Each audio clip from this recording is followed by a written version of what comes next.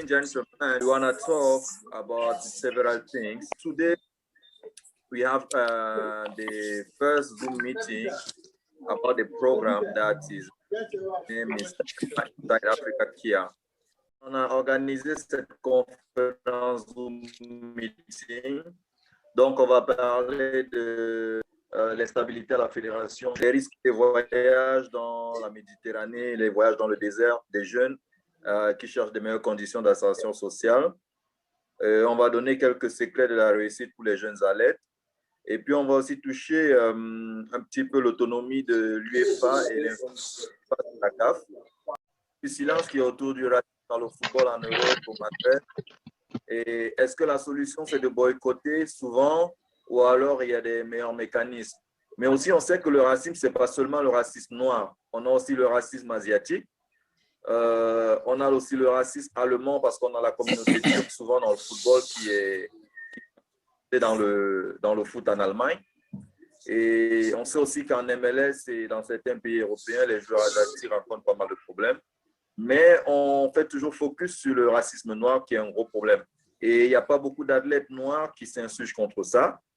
Tout le monde est contre le racisme, mais il n'y a personne qui fait le pas.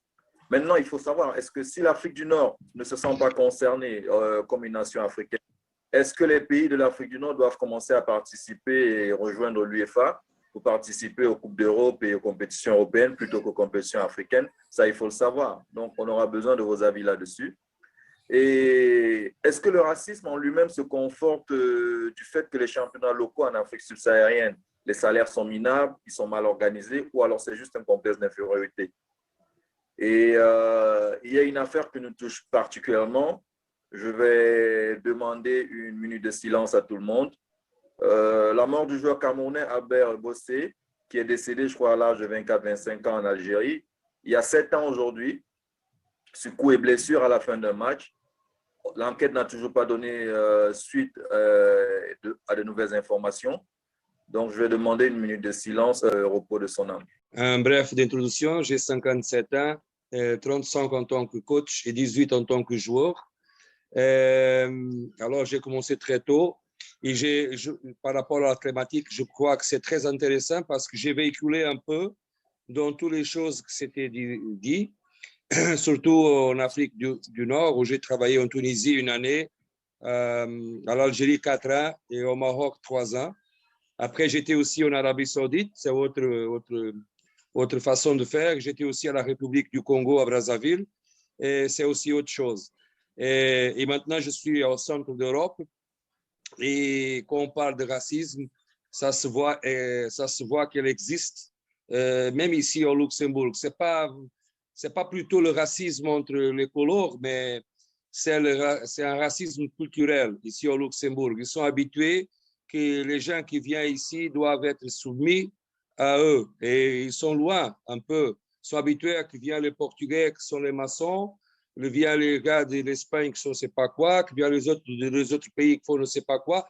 Mais quand vient quelqu'un qui est au même niveau, ou même vu un peu plus formé avec des formations, avec des expériences, on a du mal, moi je le sens depuis 2013 que je suis ici, on a du mal à s'imposer, on a toujours des discriminations, on le sent. Et quand on ne parle pas, moi je parle 5 langues, mais je ne parle pas luxembourgeois, alors ça ne se voit pas dans le terrain parce que je me débrouille très bien avec tout le monde, mais au niveau des institutions, quand on arrive, ils disent moyenne et nous on dit bonjour, c'est déjà un pas négatif. On doit dire moyenne et après, excusez-moi, je ne parle pas luxembourgeois, c'est déjà un auto négatif. Mais ça ici, par rapport à l'Afrique, il y a beaucoup de choses à faire. Et moi, sincèrement, je vois pas pour l'instant un chemin que puisse aller dans le sens de couper.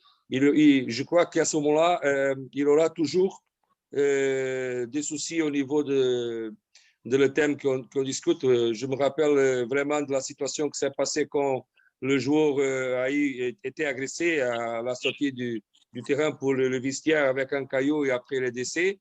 C'était en Algérie, mais l'Algérie, c'est comme le Maroc. quand il y a des matchs gagnants ou matchs perdus, surtout dans les grandes équipes comme le Raja et l'UAC à Casablanca, par exemple, si vous avez la voiture, si vous êtes dans la rue, ceux qui perdent, une fois c'est Raja, une fois c'est la culture de chaque personne, de chaque pays. Et moi, je crois que pour combattre le racisme, ça doit commencer à l'école. Et on aura besoin de 50 ans pour que la première génération et la deuxième, c'est question de culture, c'est question d'imposer ça à l'école. Parce qu'à les âges, moi, je vois, moi, je n'ai pas de problème. Hein. Je suis né comme ça, mais pour moi, ça, ce n'est pas un problème. J'ai des gens dans ma famille qui sont d'autres couleurs, de la famille, tout ça. Pour moi, je suis habitué à vivre. Mais je vois qu'il y a du monde, surtout quand vient quelqu'un qui n'est pas de la même couleur, même en Afrique, et qui s'impose par les choses que Dieu l'a données, par l'intelligence. Tout le monde est habitué à qui n'est pas blanc, n'est pas intelligent. Ça, c'est pas vrai. Il y a des grands Einstein d'autres couleurs, d'autres nationalités, mais c'est toujours un problème que moi, je pense, culturel et qui doit se combattre déjà dans les bébés, quand ils commencent à aller à l'école, à la maison. Ça doit faire un changement et je ne vois pas la FIFA avec les mécanismes de combattre. Ça se fait un boom quand ça arrive, mais après, petit à petit, tout le monde se cache et le sujet il décède jusqu'à une nouvelle occasion que ça revient. Et c'est toujours comme ça. Si vous regardez, la UEFA et la FIFA, ils ne font rien. Il y a des grands papiers, fair play, tatati, ça c'est marketing, c'est pour blablabla. Parce qu'effectivement, quand on a besoin de prendre le taureau et le faire comme ça, il y a tout le monde qui se cache. Manuel, comment expliquer que les principales victimes elles-mêmes souvent ne prennent pas les devants des réclamations ou alors de lutter contre le racisme? Après les scénarios, elles font comme s'il n'y avait rien qui s'est passé. Oui, c'est ce que j'ai dit. C'est ce que j'ai dit.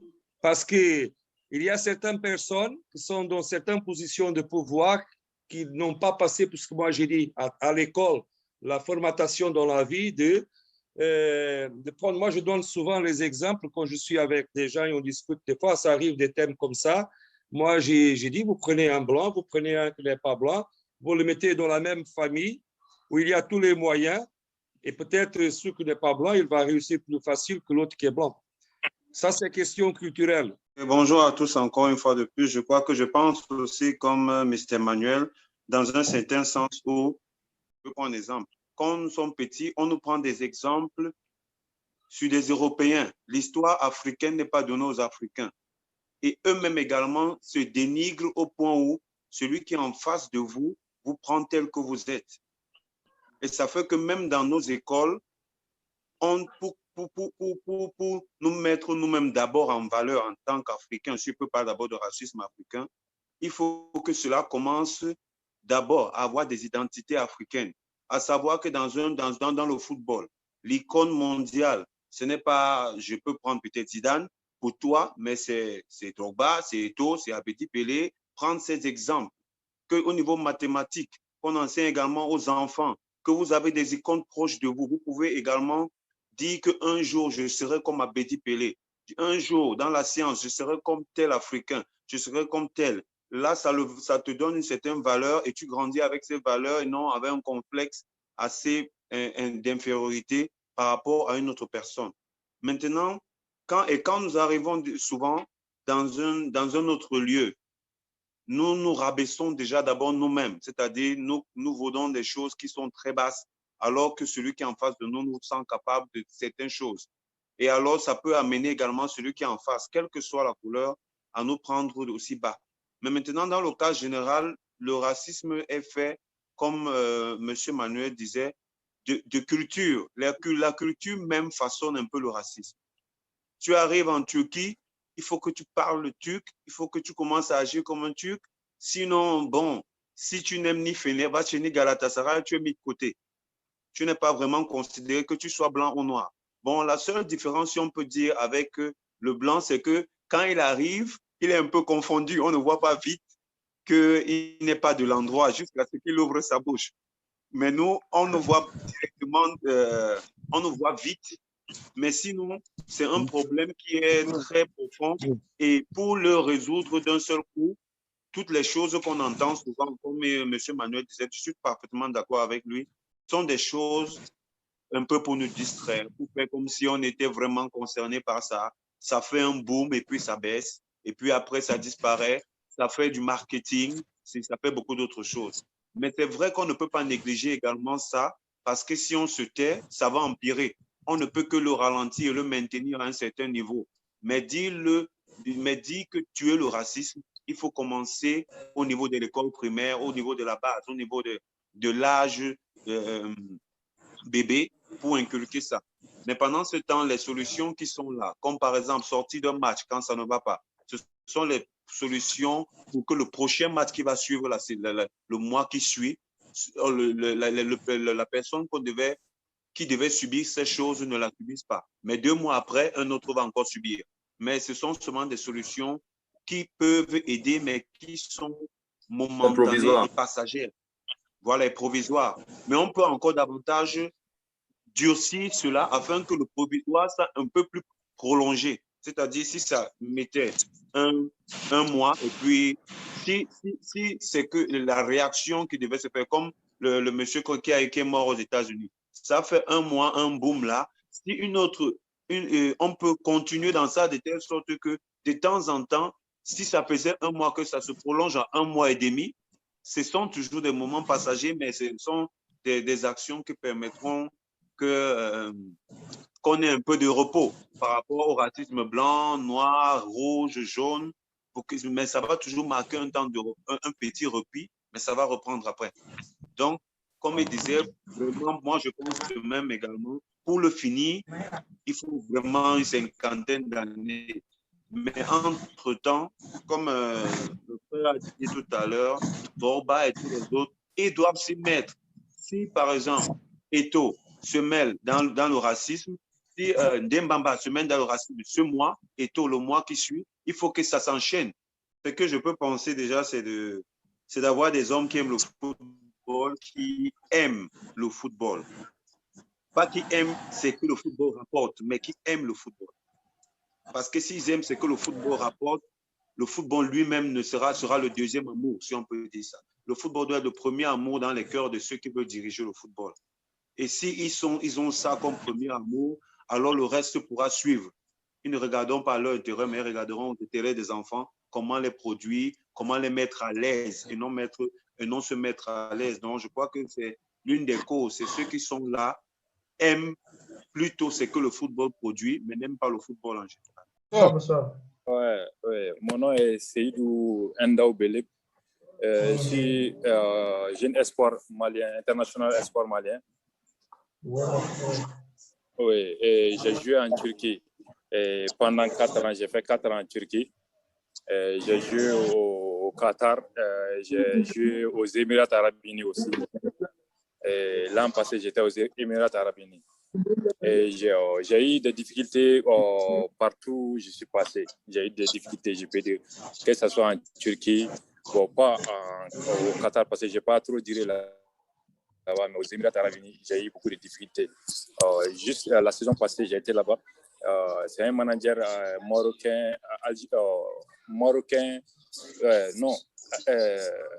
belge, mais d'origine marocaine qui m'avait amené là-bas. Il m'a dit de partir de là-bas jouer d'aider l'équipe pour monter en première division. Et quand l'équipe va être champion, donc il y avait des conditions qu'il devait remplir. Donc je suis parti comme ça. J'ai joué là-bas, j'ai eu beaucoup de difficultés, beaucoup de problèmes de paiement et tout. Et j'ai joué, on ne me payait pas, j'ai joué, on me disait, chaque fois on me disait qu'ils allaient me payer, j'ai continué à jouer parce que je voulais jouer, j'avais envie de jouer, j'étais parti là-bas pour jouer. Parce que quand on joue en premier lieu, en tant que footballeur, il faut aimer le foot d'abord, pas l'argent, donc on met le foot devant. On veut toujours jouer, même si on ne nous paye pas, on veut jouer, donc pour garder la forme, on joue. Donc, j'ai continué à jouer comme ça jusqu'à la fin de la saison. Dieu merci, on a été champion. J'ai beaucoup contribué aussi. Donc, on devrait me payer mon argent qui était resté avec mon salaire en plus de ça. On a été champion et on avait des primes. Et donc, ils avaient dit des primes, ils devaient nous payer ça. Ces primes-là, on ne nous a pas payé. On ne nous a pas payé nos primes. Je n'étais pas le seul aussi. Il y avait des joueurs ghanéens, des joueurs nigériens. Et j'étais le seul malien en tout cas. Bon, en Turquie aussi, j'ai fait 4 ans là-bas. J'ai eu des problèmes là-bas aussi. Bon, ces problèmes que j'ai eu en Turquie, là-bas, en tout cas, et dans le championnat où j'ai joué, il y a des nombres d'étrangers dans les clubs. Et puis, sur la liste des matchs aussi, il y a des nombres d'étrangers qu'on ne doit pas dépasser aussi. Il y a ces problèmes là-bas aussi. Et des fois aussi, on nous appelle, comme dans leur langue, ils appellent les Noirs Zendi, comme ils le disent, Zendi. Bon, ces termes-là, nous, on les aimait pas, on n'aimait pas ces termes-là. C'était pas moi seul. Tous les Africains qui jouaient là-bas n'aimaient pas ces termes-là. Même les étudiants qui étaient là-bas n'aimaient pas ces termes-là. Parce que ça, ils disent noir. Pour nous, c'était pas approprié. Ils pouvaient dire africain ou autre. Mais dans leur langue, c'était Zendi, ça signifiait noir. Bon, c'était pas approprié, vraiment. Donc, ça nous faisait mal. Mais ils sont... Oui, les nègres, oui. Ouais. Donc, ils sont habitués à dire ça, noir. Bon, en tout cas, pour nous, c'est pas approprié. En tout cas, on n'aimait pas cela. Donc, j'ai eu ces problèmes-là.